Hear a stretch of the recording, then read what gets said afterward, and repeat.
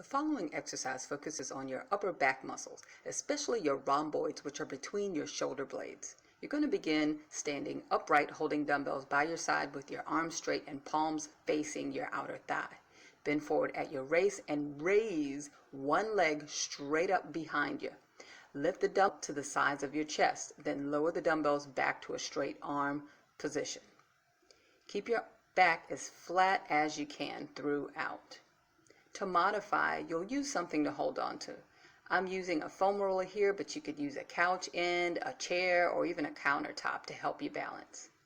You'll only be rowing with one arm, so you'll need to switch and do the other side after you complete all reps on this side.